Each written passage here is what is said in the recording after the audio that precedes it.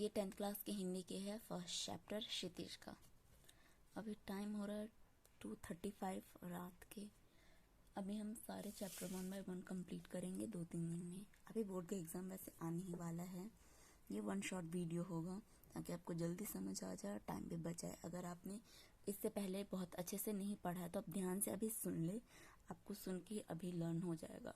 क्योंकि हिंदी और इंग्लिश में आपको सिर्फ स्टोरी लर्न करनी होती है या जो पोयम होते हैं, और इस टाइप से आप समझकर किसी भी टाइप के क्वेश्चन का आंसर बहुत अच्छे से लिख सकते हैं।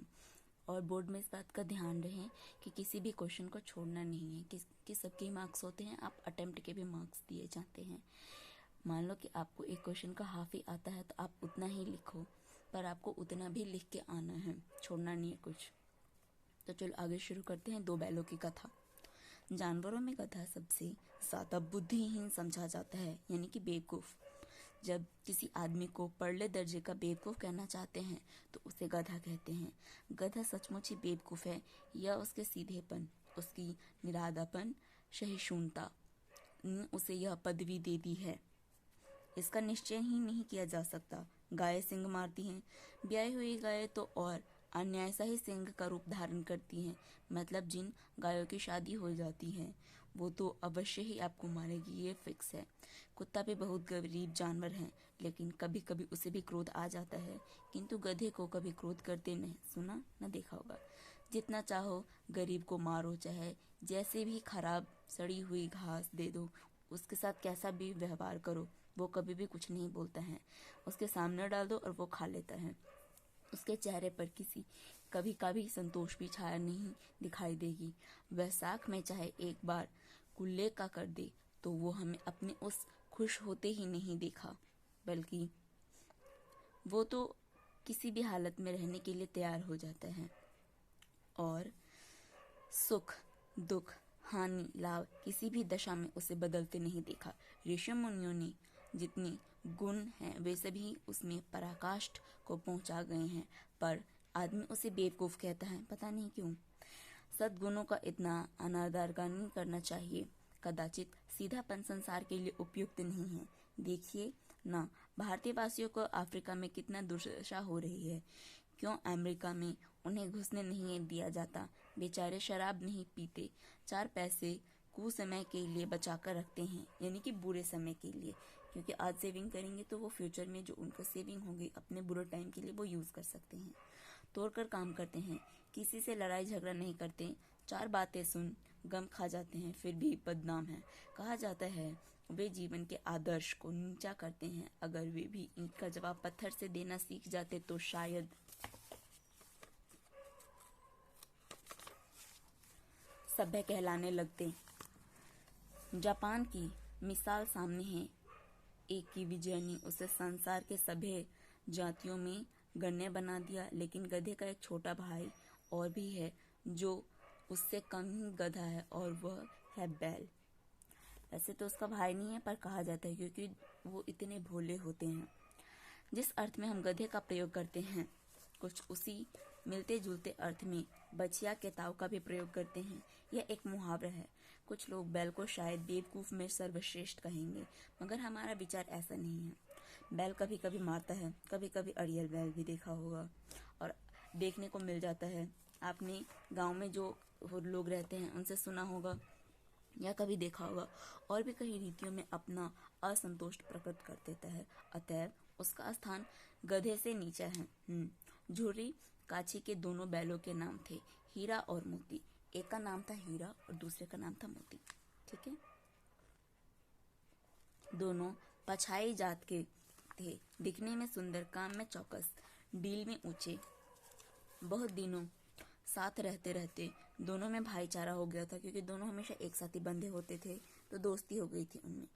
दोनों आमने सामने या आसपास बैठे हुए एक दूसरे से भूख या मूक भाषा में विचार विनिमय करते थे कि आज हमने क्या किया और आपने क्या किया, या हमारा दिन कैसा बीता। एक दूसरे के मन की बात कैसे समझ जाता था हम ना कहीं कह सकते। अवश्य ही उनमें कोई ऐसी गुप्त शक्ति थी जिससे जीवों में सर्वश्रेष्ठता का दावा करने वाला मनुष्य वंचित है, यानी कि उन्हें पता नहीं है। दोनों में एक दूसरे को चाटकर और सूंघकर अपना प्रेम प्रकट करते थे। कभी कभी दोनों सिंग भी मिला लिया करते थे, विग्रह के नाते से ही नहीं, केवल विनोद के भाव से भी, आत्मीयता के भाव से। जैसे दोस्तों, जो दोस्त होते हैं उसमें घनिष्ठता होते हैं, वैसे ही जैसे आप अपने दोस्त को बहुत अच्छा मानते हैं, उसे बहुत प्यार करते हैं, वैसे भी वो दोनों एक साथ ऐसे ही रहते थे। ढोला धप्पा होने लगता था। इसके बिना दोस्ती कुछ फुसफुसी, कुछ हल्की सी रहती थी। आप भी अपने स्कूल के दोस्त या ट्यूशन के दोस्त जैसे भी होंगे। मारपीट ऐसे तो होती होगी, हल्की फुल्की, बहुत ज्यादा नहीं, प्यार से, जिस पर भी विश्वास नहीं किया जा सकता। जिस वक्त ये दोनों बैल हल या गाड़ी में जोत दिए जाते थे, गर्दन हिला हिला कर चलते, उस वक्त हर एक ये चेष्टा होती थी कि ज्यादा से ज्यादा बोझ मेरी ही गर्दन पर रहे। मतलब कि अगर यहाँ पे एक बैल है और दूसरा, तो इनके बीच में एक लकड़ी रखा जाता था हल को अटकाने के लिए। तो एक चाहता था कि इस पे वेट ज्यादा हो और दूसरा चाहता कि वेट इस पे ज्यादा हो, ताकि दूसरे को ना परेशानी ना हो, क्योंकि बहुत अच्छे दोस्त हुआ करते थे। दिन भर के बाद दोपहर या संध्या को दोनों खुलते एक दूसरे को चाट चूट कर अपनी थकान मिटा लिया करते। नाद में खाली भूसा पड़ जाने के बाद दोनों हाथ उठाते, नाथ नाद में मुंह डालते और साथ ही बैठते थे। एक मुंह हटा लेता तो दूसरा भी हटा लेता था, यानी 1 बाय 1 खाते थे और दूसरों के लिए भी बचा कर रखते थे।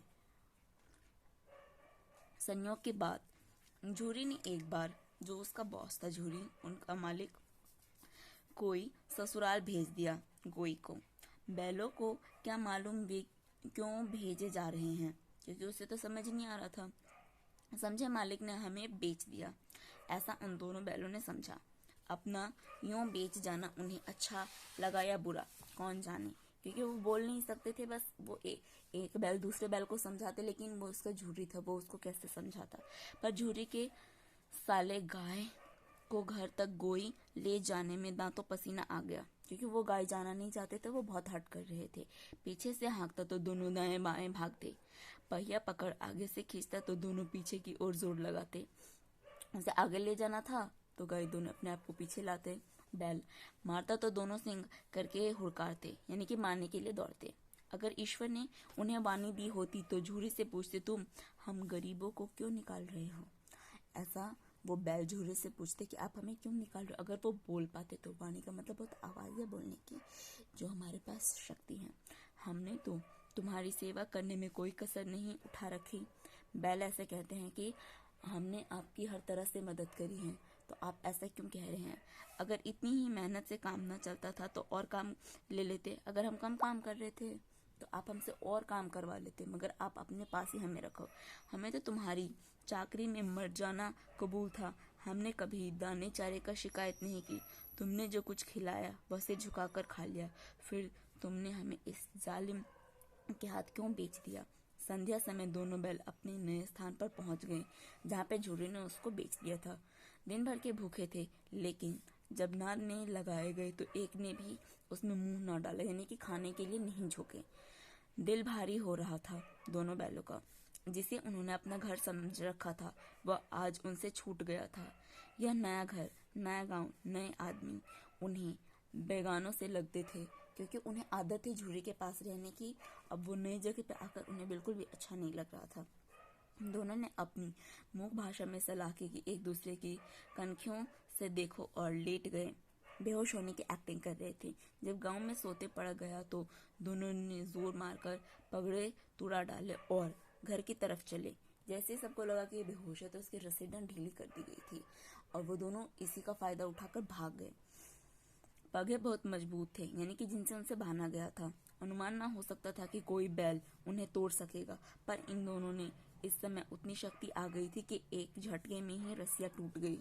झूरी प्रातः काल सोकर उठा तो देखा कि दोनों बैल चढ़ने पर खड़े थे। दोनों के गर्दनों में आधा आधा गराब लटक रहा था। घुटने तक पांव कीचड़ से भरे थे और दोनों की आंखों में विद्रोह में स्नेह झलक रहा था। जब झूरी अगली सुबह उठा तो उसने देखा कि दोनों बैल उसके घर में आ चुके हैं, जबकि झूलन ने दोनों बैल को भेज दिया था और वो बैल बहुत ही गुस्से में थे और थोड़े प्रेम के भाव से थे। इतना नहीं कि झूरी को मारने के लिए जाए। झूरी बैलों को देखकर स्नेह में गदगदा हो गया। वो इतनी खुश हो गया दोनों बैलों को देखकर कि वो विश्वास नहीं हो रहा था। दौड़कर उन्हें गले लगा लिया। प्रेम मलिंगन और चुम्बन का वह दृश्य बड़ा ही मनमोहन था। घर और गांव के लड़के जमा हो गए और तालियां बजा बजा कर उनका स्वागत करने लगे। गांव के इतिहास में यह घटना अभूतपूर्व न होने पर भी महत्वपूर्ण थी। यानी कि अगर कोई सा भी आप जानवर रखो पेट, ठीक है, तो वो आपसे बहुत प्यार करते हैं। आप अपने मालिक को वो इतना पसंद करते हैं, आप उनको कहीं भी छोड़ दो वो घर घूम घाम कर आ ही जाते हैं। तो गांव के जो लोग थे उनको ये बिल्कुल अजीब नहीं लग रहा था, पर फिर भी वो बहुत खुश थे और महत्वपूर्ण थे, क्योंकि झुर्री भी खुश थे और दोनों बैल भी खुश थे, इसीलिए सब तालियां बजा रहे थे। बाल सभा ने निश्चय किया कि दोनों पशुवीरों को अभिनंदन पत्र देना चाहिए। कोई अपने घर से रोटियां लाया, कोई गुड़, कोई चोकर, कोई भूसी, ताकि वो दोनों बैलों को खिला सके, और वो भी इतने दूर से आए थे।